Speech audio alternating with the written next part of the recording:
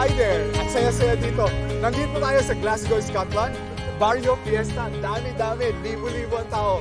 Pero we have two nurses sa katabi ko.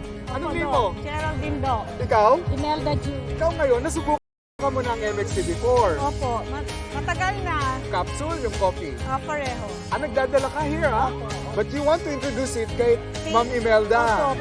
Ma'am Imelda is a nurse. Ngayon, nagwo-work siya pero retired na. Pero here, Nursing home. nursing home. So, yung mga may edad na ang tinaalagaan mo. And we don't want na siyempre magkaroon ng sakit tulad ng mga nandun, ano? And that is why gustong introduce sa'yo yung MX3. At saka wala kang maintenance, right? Wala po. So, yan ang maganda sa'yo, yung ating MX3 capsule, 500 mg. Alam mo, you can take it as your vitamin. Di ba nagba-vitamin ka? Yes. Ang kagandahan ng MX3 capsule natin, natural. Okay. At saka, Filipino. Oh, Tama, di ba? Filipino nga. Support the Support Filipino. Yes. Thank you! Thank you, Thank you, MX3!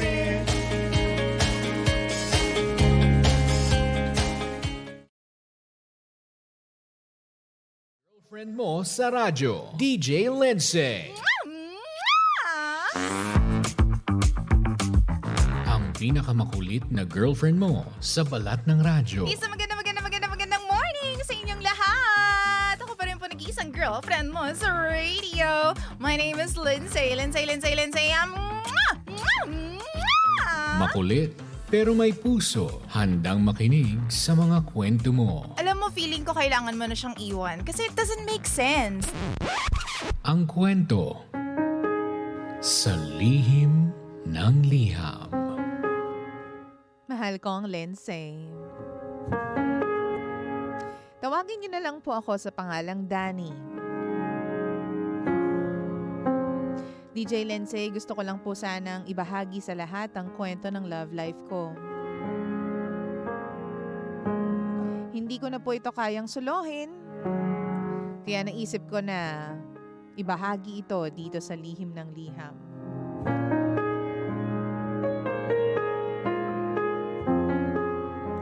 DJ Lindsay, noong nag-break kami ng ex-girlfriend ko, hindi maganda yung dahilan ng hiwalayan kaya hindi na kami nag-usap after nun. Isang taon na kaming nag-break at ngayon, meron na akong girlfriend na panibago. Nung kami pa ng ex-girlfriend ko, na-appreciate ko siya kasi ma-effort siya sa mga birthdays ng family namin. For 1 year na nag-break kami, hindi mapagkakaila na-miss din ng pamilya ko yung mga ganong efforts kasi 5 taon din kaming naging kami. Then, all of a sudden, habang may girlfriend ako, nag-reach out si ex sa family ko before yung mga birthdays nila. Sinasabi niya sa family members ko na namimiss daw niya yung mga surprise. Kaya this year, lahat ng birthdays ng family namin, mag-e-effort ulit siya na mag-surprise. Kabaligtaran naman siya ng girlfriend ko. Hindi siya madalas pumupunta sa bahay. Tapos, parang hindi naman siya natutuwang pumupunta sa mga birthdays ng family members namin. Pareho kami ng ex-girlfriend ko na family-oriented at nagsispend talaga ng time sa aming mga pamilya. Yung girlfriend ko ngayon, hindi siya ganun. Hindi kasi sila magkasundo ng pamilya niya. Nung nag-birthday ako, in-invite ko yung girlfriend ko sa bahay, pero ayaw niyang pumunta. Ang sabi niya sa akin, kaya ko naman daw mag-celebrate ng solo ng birthday ko.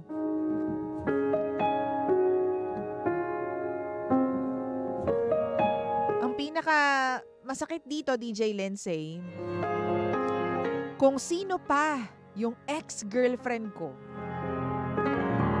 Siya pa yung gumawa ng surprise para sa akin. Ngayon, naguguluhan ako. Para kasing gusto ko nang hiwalayan yung girlfriend ko at makipagbalikan na lang sa ex-girlfriend ko. Wala naman kasi siyang boyfriend ngayon at mahal na mahal pa rin siya ng pamilya ko. Yun nga lang, hindi kasi okay yung pagbe-break namin. Ang tanong ngayon, DJ Lindsay, sino ba sa kanila ang pipiliin ko? Yung girlfriend ko ngayon na napakalayo ng loob sa pamilya ko? O yung ex-girlfriend ko na napamahal na sa pamilya ko?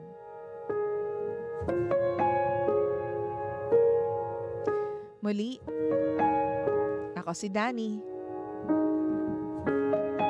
At ito ang lihim ng aking liham.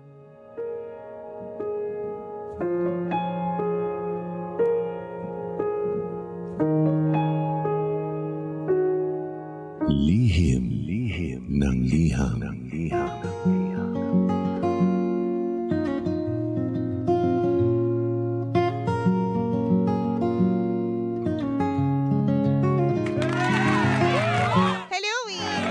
Oras natin sa buong kaploan. Check your time. 12 minutes after 9. 9:12 on the clock. Ikaw pa rin ba yung nakikinig sa istasyon na same, pero iba? Pangga, we are number 1, 6.7 Energy FM. Pangga, wag mo sabihin radyo. Sabihin mo. Gandang umaga po sa inyong lahat, mga pangga ko, mahal ko, baby ko. Kamusta naman po kayo? Welcome to the show. This is Lihim ng Liham. At hanggang mamayang alas 11 po tayo magsasama-sama. Okay Gandang umaga sa lahat po ng mga pangga natin na gusto pong mag-share in pa rin ang kanilang story sa Lihim ng Liham. By all means, please i-share mo na yan. Punta ka sa Facebook, facebook.com/Lindsay1067. Hanapin niyo po yan. LINDSAY1067. Para naman share-sharean tayo, di ba? Wow! Mga problems, na mga kwentos about life. I am going to listen to you. Babasahin ko po yung mga stories na isasend nyo sa akin. Yung iba mga pending pa, no? Oo, huwag kayong mag-alala. Babasahin ko yan. At i-air natin yan dito sa Lihim ng Liham one of these days. Okay? And thank you very much. Ano pong masasabi mo sa kwento nitong si Danny? Si Danny na nakipag-break sa ex niya for 5 years. Tapos, alam niya naman na okay yung ex niya na yun eh. Yun nga lang, hindi talaga naging, yung ending nila ay hindi naging maganda. Kaya hindi na sila nag-usap after a year. Tapos, ang nangyari, mahal ko pangga ko, baby ko, nagkaroon siya ng panibagong girlfriend. Pero yung girlfriend niya na ito, parang hindi sila swak ng pagkatao. Hindi people person itong girlfriend niya ngayon, or hindi lang talaga kasundo yung pamilya niya. Kaya nakikarry on niya yung ganong attitude sa pamilya ng kanyang boyfriend. Oh, di ba? So, ito namang ex-girlfriend niya sobrang kasundo naman. Sobrang kasundo naman ng pamilya ng boyfriend ng boyfriend, di ba, ni Danny. Wow! The point na parang na-highlight na naman na parang balikan ko kaya yung yung ex-girlfriend ko kasi kasundo siya ng pamilya ko, everything is smooth, ganyan, walang problema. However, itong aking girlfriend naman, current girlfriend naman ngayon, mahal ko naman siya, yun nga lang, hindi siya kasundo ng pamilya ko, hindi siya ma-effort sa pamilya ko. Wow! Hindi niya rin kasundo yung pamilya niya, 'di ba? Sino ba pipiliin ko? Yung girlfriend ko ngayon o yung ex-girlfriend ko? Balikan ko na lang kaya yung ex-girlfriend ko. Yun po ang tanong sa akin ni Danny ngayon, sa ating lahat. Ano ba dapat niyang gawin? Kailangan ba niyang mamili? Ano bang gusto mong sabihin sa kanya? Sabihin mo na yan at i-share mo na yan sa akin. Facebook.com/EnergyFM1067. Happy New Year Live! Oo, tapos dun ka mag-comment ng iyong saloobin, yung mga gusto mo sabihin about sa kwento ni Danny ngayon. Basa tayo ha. Sabi ni Ate Yoli, naku kuya, kung sino ang matimbang sa puso mo, yun ang piliin mo. At syempre, yung mahalang pamilya at tanggap nila ang girlfriend mo. Sabi naman ni Feli, katapang for you, Danny, kung sino yung mahal mo, yun ang piliin mo kasi kayong dalawa ang magsasama for the rest of your lives. Sabi naman dito ni Sunny, kung gusto mo ipagpatuloy mo para sa gayon ay magkaroon ka ng reason na makipaghiwalay sa present girlfriend mo. Tapos, happy ang family mo kay ex-GF. Pero hindi ka naman masaya. Then marirealize mo na mas mahal mo pala yung present na hiniwalayan mo. Hi! Yan kayo maghahanap ng wala. Sabi ni Kisses, wow! Apogi mo naman! Sabi naman ni Sharina, una, dapat di ka naguguluhan dahil may present girlfriend ka na ngayon. Hiwalayan mo na lang si present at hindi niya deserve yung ganyan na nagko-compare siya sa ex mo. Sabi naman ni Greta, ay sus, gumagawa ka lang ng dahilan para makabalik sa ex mo. Ba't di ka na lang bumalik kesa naman dami mong sinasabi sa present girlfriend mo ngayon?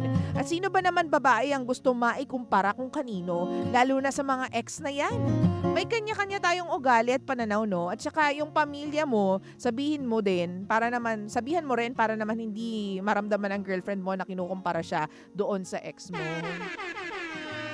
Actually, no, comparison, hirap nga naman yan. Tsaka masakit yan dun sa part nung current girlfriend. Kasi wala siyang kaalam-alam na ito pala yung kakompetensya niya. Actually, wala naman nga dapat competition because in the first place, second place, and third place, siya naman yung girlfriend ngayon. Diba? Very, very bad. Sabi ni Abet, naku, Dani, kung saan ka masaya sa feeling mo, yon ang gawin mo. Sabi naman ni Ravicel, ako ang piliin mo, Dani, charot. Hoy, Ate Ravicel, hindi ka makikisama. Hindi ka makikigulo. Okay. Sabi pa dito ni Shine, sender decision mo yan kung sino talaga ang mahal mo, dun ka. Huwag kang manakit ng damdamin, sabihin mo sa new girlfriend mo kung mahal mo pa ang ex-girlfriend mo. Sabi naman ni Jose Makasiray, good morning DJ Lensay, nawala o bigla? Oo, nawala. Sorry na. Wait lang may mga dadagdag kasi. Sabi dito, good morning DJ Lensay, pa-shoutout naman po, Makasiray Soriano family. Hello! Sabi ni Mildy, kahit siguro ako ang girlfriend, hindi talaga ako pupunta sa mga gatherings ng family mo na ex-girlfriend mo ang nag-surprise. Insult yun, syempre. Try one step ahead din. Baka na-out of place ang present girlfriend mo kasi nga, sanay sila na sinusurprise ng ex mo. 1 year pa lang kayo being GF at BF. Abay, sa adjustment period pa lang kayo. Make up your mind. Makipaghiwalay ka na lang sa GF mo kaysa naman sa niloloko mo. Siya, hindi niya deserve yan. Tama. Ano ba sabi ng mga Otownes on Facebook? Halika na, basahin po natin. Sabi ni Jessa Onato Flores, hi po si Sender. It's not about kung sino yung mas gusto ng family mo or kung sino po yung gusto mong nagsusurprise. It's about whom you love. Yun ang mas piliin mo. Palakpakan po natin. Diba? Sino ba kasi mas mahal mo? Bakit kailangan may factor yun? Alam mo, while it's very important na kasundo ng pamilya mo, yung girlfriend mo, syempre, at the end of the day, pipiliin mo pa rin at magsistick pa rin sa mind mo at sa puso mo, titibok pa rin ang puso mo kung sino yung taong mahal mo, bakla. Wow! Diba? Hindi naman pwedeng... Sabi ko nga, it's a factor. So, isa lang siyang contributing agent. Para sa mas masayang relasyon. Pero 'di ba, mas maganda rin kung ang kasama mo ay yung taong mahal mo.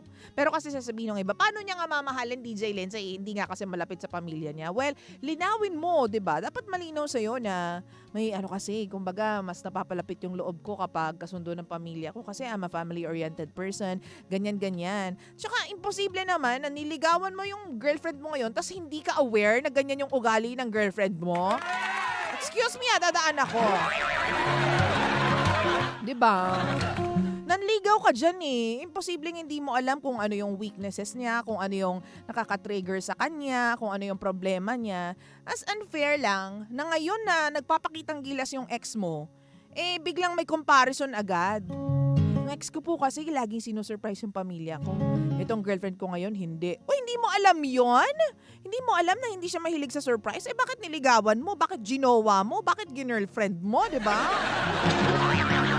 Hi kay Elena Ogalinola. Diba?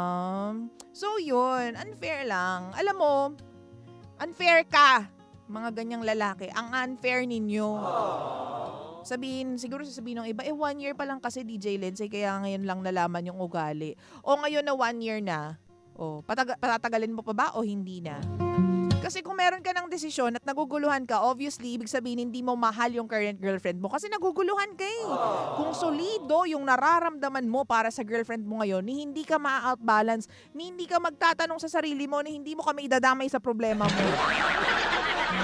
Kasi wala kang magiging problema to begin with kung solid yung pagmamahal mo sa girlfriend mo ngayon. Kaso hindi. Kasi naguguluhan ka. Nagdadalawang isip ka, sino ang pipiliin ko. 'Di ba? Alalahanin mo, may rason kung bakit kayo nag-break nung ex mo. Wow! Yan, hindi lang kayo nag-break dahil trip nyo lang. Ewan ko rin sa inyo, baka nga. Bahay ba kayong dalawa? 'Di ba? Hindi natin alam eh. Pero may rason kung bakit kayo nag-break.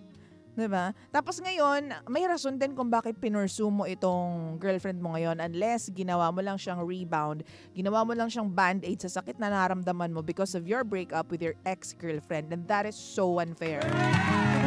So unfair, my dude. My dude. Sabi yung my dude. Sabi ni Ami Red Tuwico, good morning DJ Lensay. Kung may feelings ka pa sa ex mo, dapat di ka muna pumasok sa isang relasyon na alam mo nang gusto mo at babalikan mo pa, 'di ba? At ikaw lang ang makakasagot niyan sa sarili mo. Sabi ni Lailani, hello po, good morning DJ Lensay. Everyday po ako present sa program, nakikinig po ako sa radyo. Maraming salamat. Ate asin niyon, Lailani Bernardo. Wow! Sabi ni RJ Kim, ang song request po DJ Lensay, sana dalawa ang puso ko. And yeah, by the way, you can actually request for a song kung gusto po ninyo. Pwede po kayo mag-request dito sa Lihim ng Liham ng songs na gusto ninyong i-partner, ipareha doon po sa ating story for today. So, tingnan natin kung mapaplay natin yung sana dalawa ang puso ko. Di na sana na kailangan pang... sige. So, we have it here. We're gonna be playing that in just a bit. Okay, mahal ko pang kabibi ko. So, ano pong masasabi ninyo? Ako yun na lang talaga yung nasabi ko dahil nananahimik yung babae, di ba? Pero niligawan niya. So, ngayon, na-shake yung mundo nitong si girlfriend, current girlfriend. Hindi niya naman niya syempre gustong maging, di ba, option, pagpipilian. Di ba? So, you have to be fair to her, no? Once and for all, sabihin mo sa kanya kung anong nilalaman ng damdamin mo. Kung hindi mo na kaya, talagang mas mahal mo yung ex mo, then go dun ka sa ex mo. Pero hanggat maaga pa, putulin mo na, ha? Huwag mo nang patagalin yan. Huwag mo na siyang lokohin pa, manloloko ka. Para sa akin, panloloko na yun. Kasi meron kang feelings para sa iba eh. Di ba mas hinahanap-hanap mo yung presensya ng ibang? Di ba? Napakasakit naman nun. Grabe ka naman. Malas na nga sa pamilya dahil hindi niya kasundo yung pamilya niya. O malas pa siya sa jowa dahil ganyan ka. Diba? O di kaya naman, kung ayaw mo siyang tulungan na mapalapit o hindi mo siya kayang piliin, sana tulungan mo man lang siya no, sa life. Although hindi mo responsibilidad yun, pero alam mo yun, para mapabuti ang isang tao, syempre, kung karelasyon natin siya at nakikita mong hindi tama yung punto niya or hindi tama yung direction na tinatahak niya, medyo, di ba, ipapersuade natin siya na maging maayos yung buhay niya. Wow! Ayusin mo, baby. Dapat mabait ka sa mga magulang mo. Dapat ganito ka sa mga kapatid mo. Di ba? Hindi yung busy ka dyan sa ex-girlfriend mo. Ewan ko sa'yo. Sabi ni Nashrin, kung mahal mo pa yung ex mo, break mo na lang yung GF mo ngayon. O diba? Basic. Okay Diba? Napaka, niyan eh. Kumaga standard yan. Nakakaloka ka. Sabi pa dito, song request, si Aida o si Lorna Osife. Hoy! So there you go, Danny. Again, make up your mind and wag mo nang sayangin yung oras ng girlfriend mo ngayon. Kasi baka meron pang, someone more deserving than you na magmamahal dito sa girlfriend mo ngayon. Now, if you're happy with your ex-girlfriend, don't go with her. Wala namang problema kung gusto siya ng pamilya mo. Kasi parang isang manok na lang hindi pumipirma, di ba? Panalo na yung ex-girlfriend mo eh. Di magsama na kayong dalawa. Nakakahiya naman sa inyo. Oo. Tapos, ipagdasal mo na sana mahanap ng tamang lalaki yung girlfriend mo ngayon. Di ba? Para sa akin lang naman yan. Ay, nako. Sabi dito, ang sakit mo sa bangs, kuya, sabi ni Marilu Bernaldez. Oo. Ang sakit mo sa sa legs. Sa legs! Bakit sa legs? Ay nako, 9:25 on the clock. This song was requested over our comment section sa Facebook. Mahal ko pang ako, baby ko. Giving you something from Bodgy's Love, Gravity. Gravity? Mali. Gravity. The song is called Sana Dalawa ang Puso Kong Tumitibok-tibok pag nandyan. Hindi ganun kahaba, be.